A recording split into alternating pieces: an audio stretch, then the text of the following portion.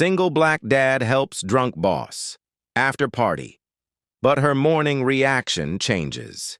His life, Marcus, was a dedicated single black father who worked late nights just to keep the lights on for his little girl, Layla. His life was a careful balance of school drop-offs, budget grocery runs, and double shifts at the logistics company where he'd been employed for years. He wasn't the type to mingle much at work functions, especially ones filled with free-flowing champagne and corporate small talk. But when the annual holiday party rolled around, his boss insisted he at least stop by for one toast. He had no idea that one simple act of kindness that night would turn into the darkest test of his life. The party was loud, the music upbeat, and the air heavy with the smell of expensive liquor.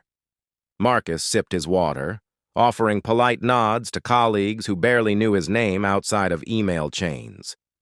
He didn't plan to stay long, but as the night thinned out and people trickled toward taxis, his eyes caught sight of Linda, his boss, swaying at the bar.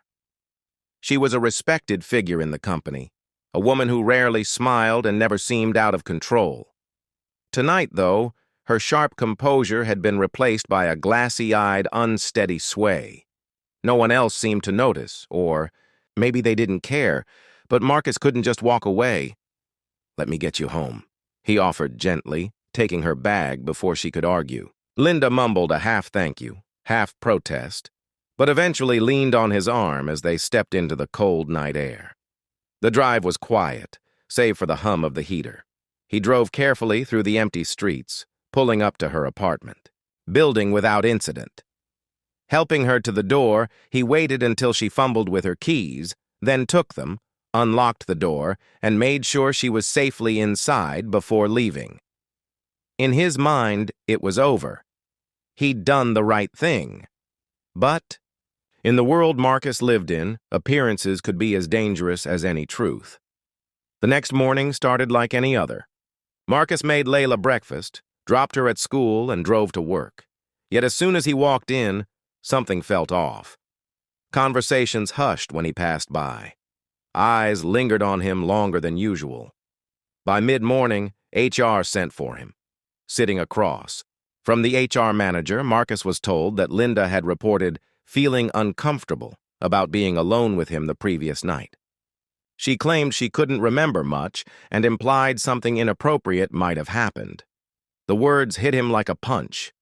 His hands tightened in his lap, his voice caught in his throat. He'd acted out of nothing but decency, yet now the air in the room was heavy with suspicion. Rumors spread quickly through the office, whispered in corners, carried by people who preferred gossip over truth.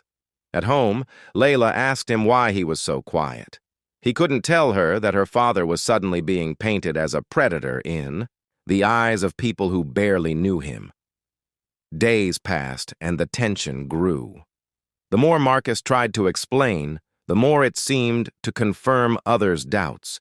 He began to realize this wasn't just about one night. It was about every unspoken bias he'd ever felt pressing against him. His identity, his race, and his position in the company made the accusation heavier, stickier, harder to wash off even without proof.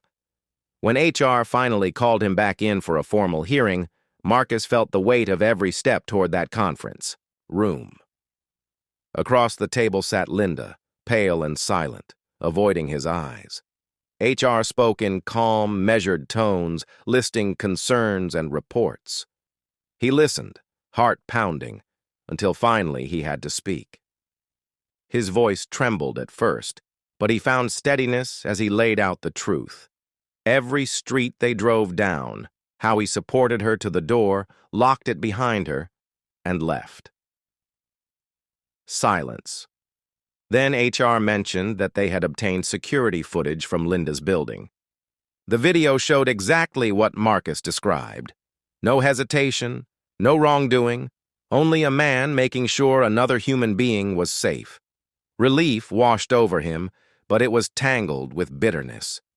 It had taken undeniable proof for anyone to believe. Him. Without it, the narrative would have swallowed him whole. Marcus kept his job, but the atmosphere at work was never the same. Some colleagues avoided him altogether. Others offered awkward apologies, as if saying sorry could erase their assumptions. Linda never spoke to him again. At home, he told Layla a softened version of the truth, that sometimes doing the right thing doesn't bring praise, but that doesn't mean you stop doing it. Late at night, he'd think about how close he came to losing everything, not because of what he did, but because of what people were willing to believe. The experience left him with a deep, unshakable understanding. Sometimes the hardest part of injustice isn't proving your innocence. It's realizing how quickly people are willing to believe your guilt. And that raises a question that still echoes in his mind. If the roles had been reversed, would the truth have mattered at all?